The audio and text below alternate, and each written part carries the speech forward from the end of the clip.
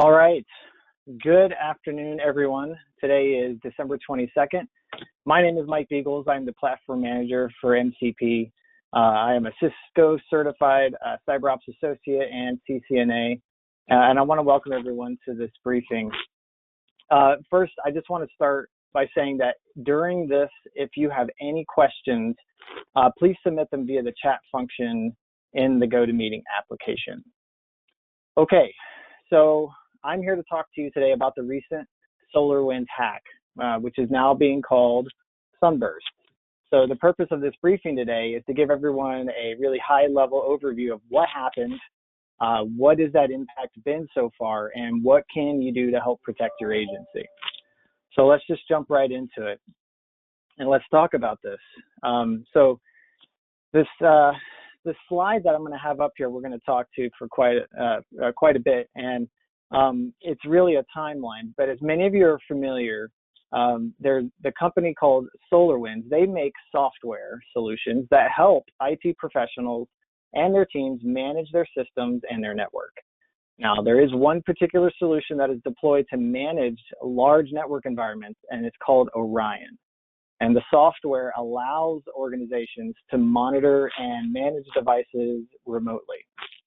They have a series of servers that they deploy on site or in the cloud, and then the IT teams use that software to get out to all of their devices. This is the system that was breached, and now SolarWinds has successfully sold this system. Well, I say now, but it's actually been over time, but they've successfully sold this system to thousands of organizations around the world, including some major federal agencies in the United States.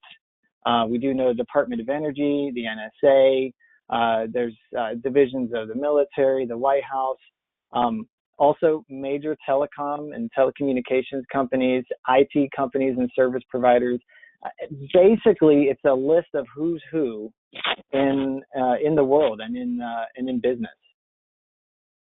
The news of this breach all started with a big name in cybersecurity. It's a firm you might be familiar with. Their name is FireEye.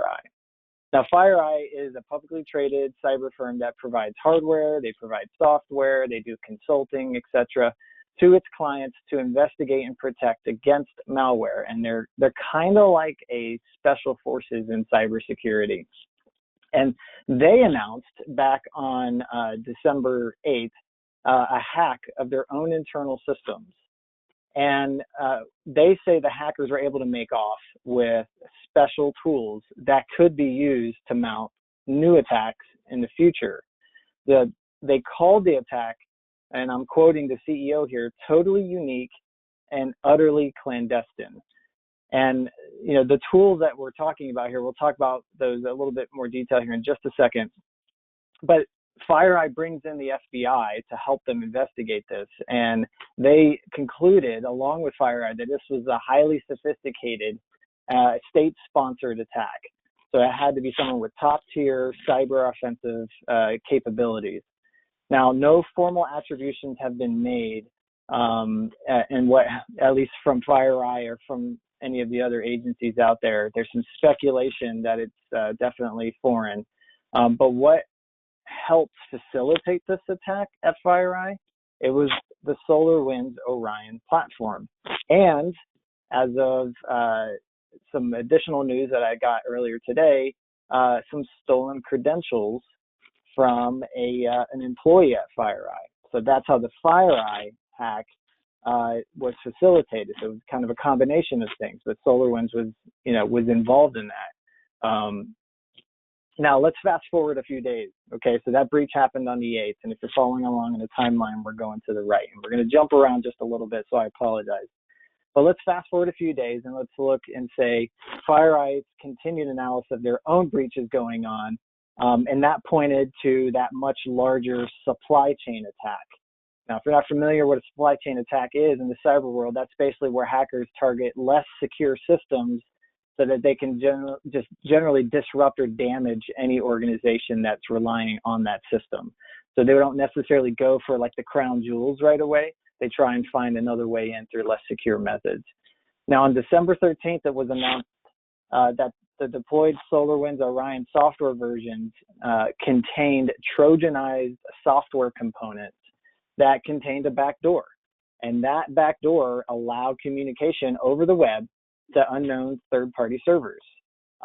It was injected into legitimate Orion system updates. So unwittingly, SolarWinds and the Orion platform helped propagate this to their clients. Now, those system updates, the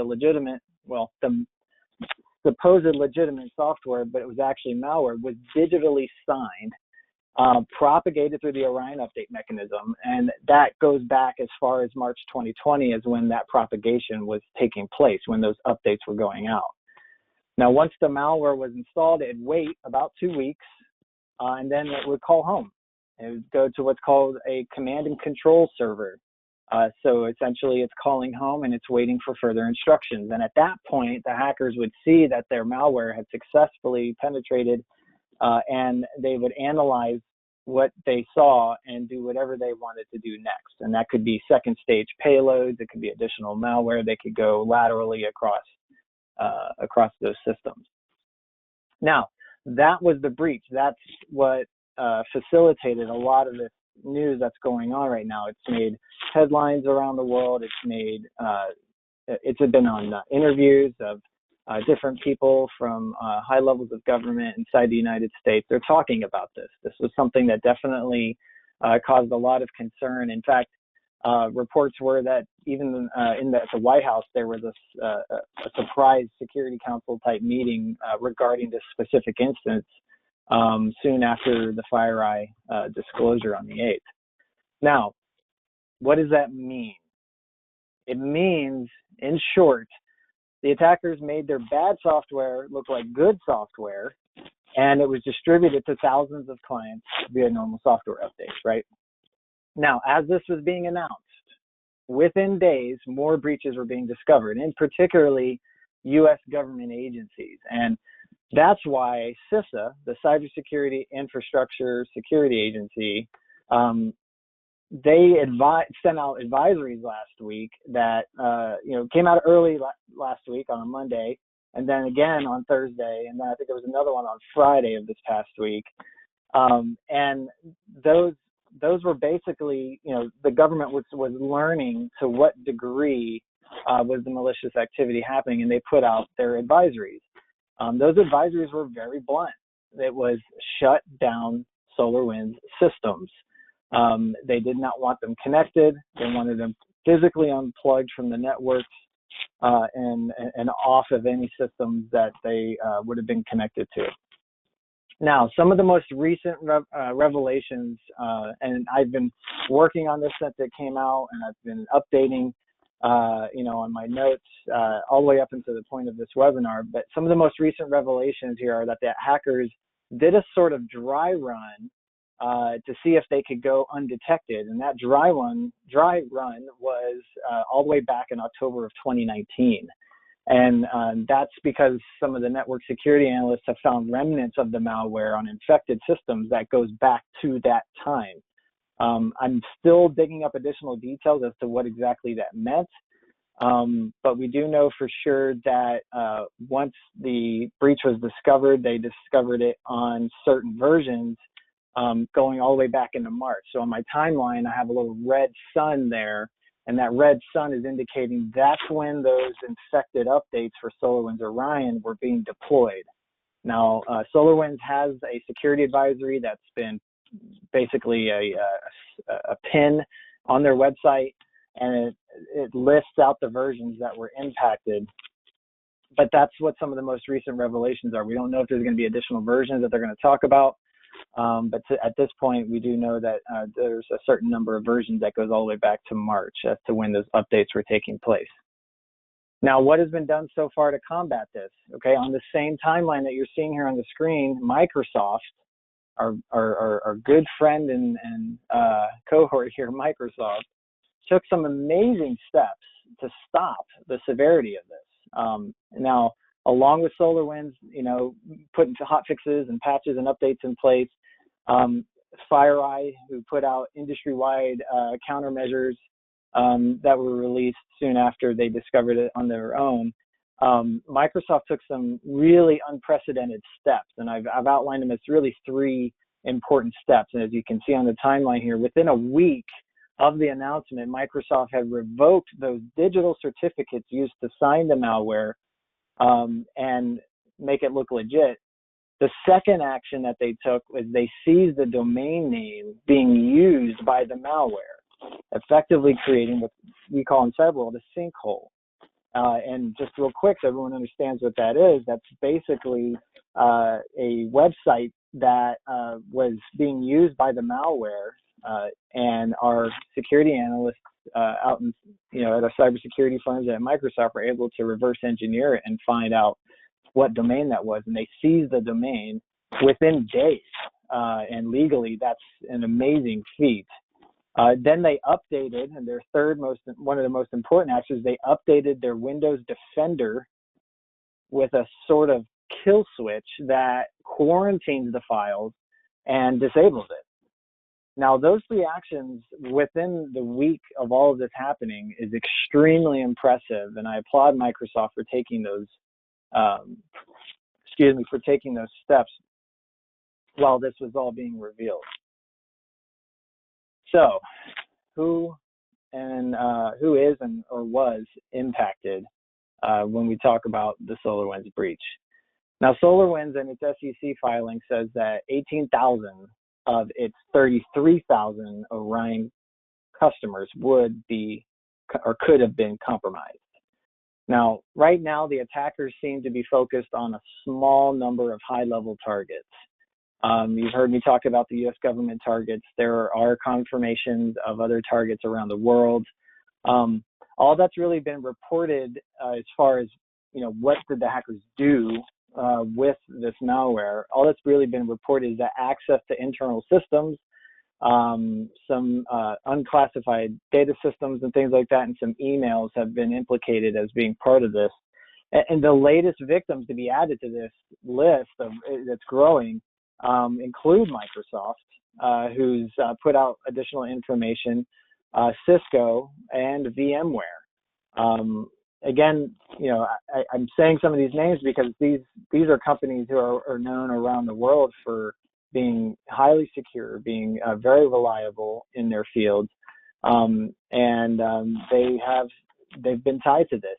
They've got some damage control to do, and they're reporting on this actively and working on it actively. In fact, this morning I read that there's been additional organization names that are slowly surfacing as victims, and it really runs the gamut. I'm not going to go through all of them right now, but it runs the gamut of government entities, banks, and more tech companies. And now, as far as what data has been reported as being accessed or stolen, all we can confirm at this point is that the FireEye red team tools, like I had mentioned earlier, were part of this. And if you're wondering what red team tools are, in short, these are tools that FireEye used to go through and investigate things so they can be turned around and used against us. Now, what is the threat and the impact to public safety agencies? Right now, there are no known breaches to public safety agencies that we have learned about so far in relation to the SolarWinds breach. However, given how long this malware has been in place, I mean, the better part of a year, it stands to reason that there could be additional malware hidden within these government institutions and other tech companies or critical infrastructure companies or any other point during the supply chain. We don't know, to what depths that they've gone, but public safety agencies should be vigilant and go over, their plans to make sure that they're up to date. Now, I have a couple of slides here that's going to talk about what steps can you take today and now. So the first step that I would recommend that you take, and you have to do a little bit of research on this, is you need to find out if the Orion platform was being used in your network. Now, if it is, you're going to want to make sure that if it's not your agency or if it's a sister agency, that you're going to isolate that and patch that if they haven't done so already. And there are plenty of links if anyone wants to contact me for more information on how to get to where they can download patches or find information about these updates and hot fixes. Feel free to reach out to me and I'll point you in the right direction. But basically, you need to follow those recommended guidelines and get those systems off. Now, CISA is still not recommending that SolarWinds Orion systems be reconnected to government agencies at this time, unless then there's a really lengthy list of actions that you'd have to take to mitigate the risk that would essentially follow the CISA guidelines of being able to reconnect these systems. If you're not sure if Orion is running in your system, there are Windows agents that would have to be installed on servers. So you can look for services on your servers that might have the name SolarWinds in it or Orion. But other than that, you'd want to ask your partner agencies or IT departments if any of this software is known to be running in your network, and get it patched, get it isolated, get it patched, and start investigating it. The next step that you want to take is going to be ensure that any of your anti-malware products are up to date. Make sure that they have the latest signatures. There are countermeasures that have been out there. Make sure that this stuff is up to date so that it can detect it, and particularly Windows Defender, because of the big update that Microsoft did.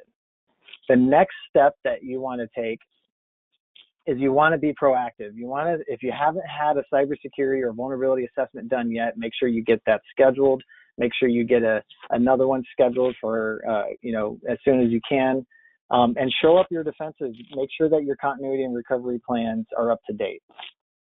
And then the last step that you can take today is you can go through your list of vendors and require that they do the same thing that I just outlined in the first 3 steps. Make sure that all of those systems that you're relying on as a PSAP and as a public safety agency are being updated, and they're following through on mitigating those risks. So we're out of time. I wanted to keep this short. I wanted to let people ask a couple of questions if they have any.